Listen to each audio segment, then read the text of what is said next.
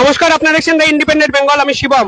বঙ্গ রাজনীতি উত্তাল। পরপর দুদিন সোনারপুরে অভিষেক বন্দ্যোপাধ্যায়কে লক্ষ্য করে ডিম এবং জুতো ছোড়ার পর আজকে চণ্ডীতলায় নিগৃহীত কল্যাণ ব্যানার্জি। কোন দিকে যাচ্ছে বাংলার রাজনীতি, আর এই বিষয়ে কথা বলতে আমাদের সঙ্গে এই মুহূর্তে উপস্থিত আছেন দীপশিতা ধর। দীপশিতা দিদি, প্রথমেই দ্য ইন্ডিপেন্ডেন্ট বেঙ্গলে স্বাগত। কল্যাণ ব্যানার্জি আজকে নিগৃহীত হলেন এবং পরপর দুদিনে দুটো ঘটনা, এই জনরোষটাকে আপনি কিভাবে দেখছেন?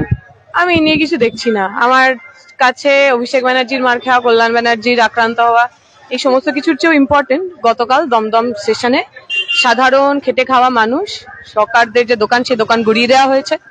যে এলাকার সাংসদ কল্যাণবাবু উত্তরপাড়ার মাখলা এলাকায়, সেখানে যে বস্তি ছিল, সেই বস্তির বাড়িগুলো গুড়িয়ে দেওয়া হয়েছে, দোকানগুলো গুড়িয়ে দেওয়া হয়েছে। লাল ঝান্ডার মানুষজন রাস্তায় ছিলেন, বামপন্থী দলগুলো রাস্তায় ছিলেন, তারা কিছু বাড়ি বাঁচাতে পেরেছেন। আমার কাছে গুরুত্বপূর্ণ একজন এমপি, জনপ্রতিনিধি, তিনি তার এলাকায় যখন উচ্ছেদ হচ্ছে, বুলডোজারের সামনে গরিব মানুষের জীবন জীবিকা শেষ হয়ে যাচ্ছে, তিনি সেখানে নেই কেন? আমার কাছে তৃণমূলের কোন নেতা মার খেলো, কোন নেতা আক্রান্ত হলো, তার চেয়ে অনেক বেশি গুরুত্বপূর্ণ বাংলার সাধারণ মানুষ, যাদের তৃণমূল আছে, বিজেপি আছে, কংগ্রেস আছে, বাম সমর্থক মানুষও হয়তো আছেন, এই সমস্ত গরিব মানুষ, তাদের যেভাবে পুনর্বাসন না দিয়ে রাতের অন্ধকারে যেভাবে তাদের বাড়ি বুলডোজ করা হচ্ছে, দোকান ভেঙে ফেলা হচ্ছে, আমার কাছে সেইটা বড় কনসার্ন। তৃণমূলের কোন নেতা মার খেলো সেটা এই মুহূর্তে আমি তা নিয়ে খুব চিন্তিত নই।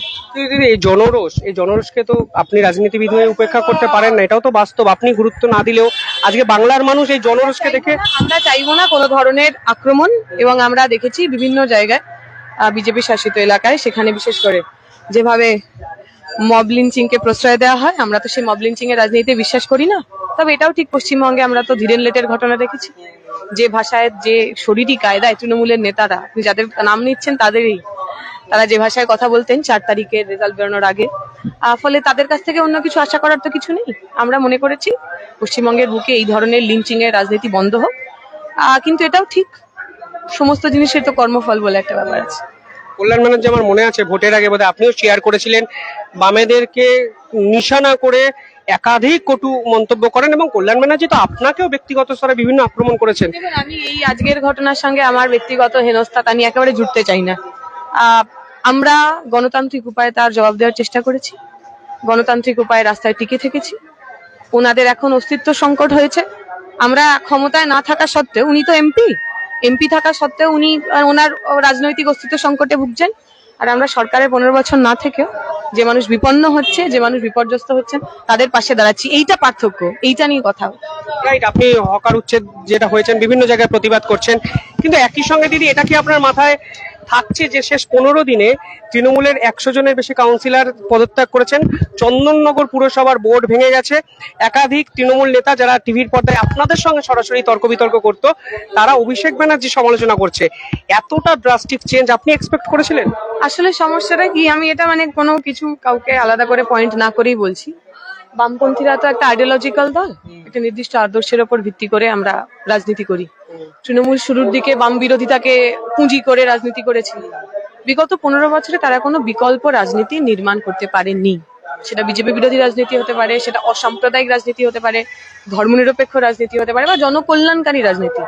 যেহেতু তৃণমূল 15 বছরে নিজের কোনো রাজনৈতিক আদর্শ তৈরি করতে পারেননি, ফলে বেশিরভাগ মানুষই যেটা তৃণমূল করেছেন একটা সময়ের পর, তারা নিতান্তই ক্ষমতার জন্য, পকেট ভরার জন্য করেছে। এখন ক্ষমতা নেই, পকেট ভরার অবস্থা নেই, ফলে তারা তাদের ওই সিঙ্কিং বোট, সেই সিঙ্কিং বোট ছেড়ে পালাচ্ছেন। তা নিয়ে আমাদের বিশেষ কিছু বলার নেই। এটাই কি বাংলার রাজনীতির ভবিতব্য? মানে ফলতার পুনর্নির্বাচনে যে আভাস পাওয়া গেছে, আপনার এটার বদল হোক। আমরা 15 বছর ক্ষমতায় ছিলাম না, তৃণমূলের অনেক সন্ত্রাসীর সম্মুখীন হয়েছি, কিন্তু কোনোদিন আমরা মাটি ছেড়ে পালাইনি। বাংলার মাটিতে এর আগে যারা যারা রাজনৈতিক দল ছিলেন, কংগ্রেস হতে পারে, আমরা হতে পারি, অন্যান্য ছোট বামপন্থী দল হতে পারে, কারোর এই ইতিহাস নেই। নির্বাচনের আগে পালিয়ে যাওয়ার ইতিহাস পশ্চিমবঙ্গে নেই, বাঙালির নেই। বাঙালি পালিয়ে যাওয়াতে বিশ্বাসই করে না। পশ্চিমবঙ্গে এই যে একটা নতুন রাজনীতির আমদানি হয়েছে, যে রাজনীতিতে রাজনীতিই নেই, অন্য সমস্ত কিছু আছে, আমরা চাইবো তার বদল হোক। হকার উচ্ছেদ নিয়ে আপনারা প্রতিবাদ করছেন, বিজেপির পক্ষ থেকে পাল্টা পরিষ্কার বলা হয়েছে, যারা এরকম জায়গা দখল করে বসে ব্যবসা করছেন, পুরো বিষয়টাই তো অবৈধ। সেই অবৈধ বিষয়টাকে বাঁচানোর জন্য বামেরা এতক্ষণ তথ্য অবৈধ ছিল এত বছর। 2014 সালে তো বিজেপির সরকার ক্ষমতায় রয়েছেন, এবং যে এলাকার বা যে জায়গাগুলো ওনারা পরিষ্কার করছেন, সেগুলো একটা তো রাজ্য সরকারের জমি না, কেন্দ্রের সরকারের জমি, রেলের জমি। তাহলে এতদিন ধরে সেগুলো তোরা ইন্টারভেন করেননি কেন? এতদিন ধরে সেগুলোকে মুক্ত করার চেষ্টা করেননি কেন? বরং বকলমে আরপিএফ কখনো তাদের কাছ থেকে টাকা নিয়ে, কখনো লোকাল যারা পঞ্চায়েত আছেন, পুরসভা রয়েছেন, তাদের টাকা দিয়ে ওই লোকগুলো বসেছে। এমন না তারা নিজেরা এমনি এমনি বসে রয়েছেন, তারা বিভিন্ন জায়গায় বিভিন্ন সংশ্লিষ্ট ইনস্টিটিউশনকে তারা টাকা দিয়েছেন রয়েছেন। এবং যদি আপনি কিছু মানুষকে যারা 15-20 বছর ধরে একটা জায়গায় ব্যবসা করছেন, তারা পরিশ্রম করে খাচ্ছে, তাদের তুলে দিতে চান, তাদের তো একটা পুনর্বাসনের ভাবনা করতে হবে। আমরা করেছিলাম, এই যে কসবাতের বিভিন্ন জায়গায় আপনারা দেখেছেন, সেখানে যে মার্কেট তৈরি করা হয়েছিল, সেই মার্কেট পুনর্বাসিত হকারদের তৈরি করা মার্কেট। অপারেশন সানশাইনের কথা বলা হচ্ছে। সেইটাই তো, অপারেশন সানশাইনে যাদেরকে তুলে দেওয়া হয়েছিল তাদের পুনর্বাসনের ব্যবস্থা করা হয়েছিল। নবান্ন তৈরি করেছিলাম আমরা পুনর্বাসিত হকারদের জন্যই, বা ব্যবসা পাতি যারা করতে পারে সেই কারণে। আমরা বলছি আপনি পুনর্বাসন দিন, মানুষগুলোর রুটি রুজির একটা বিকল্প ব্যবস্থা করুন, তারপর আপনি করুন আপনার নৈতিকভাবে আপনার লিগালি যা যা কাজ করার দরকার। প্রথমটা না করে দ্বিতীয়টা করা ঠিক নয়, মানবিক নয় সেটা। তপসিয়া বলুন, তিলজলা বলুন, ফ্ল্যাট ভাঙার একটা বিষয় হচ্ছে। সেই ফ্ল্যাটে না আছে স্যাংশন প্ল্যান, না আছে কিছু, ফলে সরকার আইন অনুযায়ী চলবে যেটা বিজেপি বলছে, সেই বাধা দেওয়াটা কেন, এই প্রশ্ন উঠবে। যে আইন অনুযায়ী আমরা স্টে অর্ডার পেয়েছি, সেটা তো ভারতেরই আইন। তাহলে ভারতের কোর্ট যদি মনে করেন মানবিক গ্রাউন্ডে কিছু মানুষকে রাতারাতি বিনা নোটিশে বা একটুখানি তার পুনর্বাসনের ব্যবস্থা বা সুযোগ ছাড়া তাকে তুলে দেওয়া যদি অনৈতিক হয় বা ইলিগাল হয়, তা তো মানে দেশের কোর্ট বলেছেন, আমরা বলিনি। দেশের কোর্ট যা বলেছেন আমরা তো সেই কথাটাও মানবো, বিজেপির কথা শুধু মানবো না। দিদি, আমার শেষ দুটো প্রশ্ন থাকবে। বাংলার রাজনীতিটা সরাসরি আড়াআড়ি দুভাগে বিভক্ত হয়ে গেল, বাম এবং বিজেপি, অন্তত আপনারা আপনাদের। তাই ছিল, আগেও তাই ছিল, বাম বনাম ডান ছিল। অনলি থিং ইজ কারুর কেউ কেউ ডিলিউশনের মধ্যে ছিলেন যে তৃণমূল বোধহয় ঠিক অতটা রাইট উইং নয়, অতটা ডানপন্থী নয়, সেই মুখোশটা খুলে পড়েছে। আপনারা আশাবাদী যে আগামী দিনে বামেরা অনেক শক্তিশালী হয়ে ফিরবে বাংলার রাজনীতিতে? আগামী দিনে যদি আমরা না ফিরতে পারি, তাহলে আরো বেশি গরিব মানুষ ঘরছাড়া হবেন, আরো বেশি বুলডোজার বর্ষিত হবে, এবং বুলডোজারের সামনে দাঁড়ানোর লোক পাওয়া যাবে না। অবশ্যই, অসংখ্য ধন্যবাদ। যাই বাই দাও দিদি, আজকে যেখানে আপনি এসছেন, ইস্ট বেঙ্গল আইএসএল চ্যাম্পিয়ন হয়েছে, জাতীয় স্তরে চ্যাম্পিয়ন, বহুদিন পর আলাদা উত্তেজনা, একটা মিছিল শুরু হবে, কেমন লাগছে এটা একটু দর্শকদের বলেন। ভালো লাগছে, 22 বছরের অপেক্ষা, 22 বছরের উপেক্ষার উত্তর। বালি বেলুরে আজকে আমরা ইস্ট বেঙ্গলের যারা সমর্থক তারা মিছিল করছে বিভিন্ন জায়গায়, আজকে উত্তরপাড়াতেও মিছিল হচ্ছে, বিরাটিতেও মিছিল হচ্ছে। 22 বছরের অপেক্ষার অবসান, জয়ের আনন্দ, জয়ের উদযাপন। আপনি তো বোধহয় ইস্ট বেঙ্গল ক্লাবেও গেছিলেন সেলিব্রেশনে।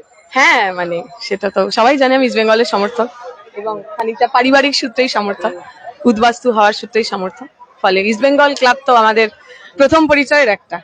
মোহনবাগানের জন্য কিছু বলবেন শেষে?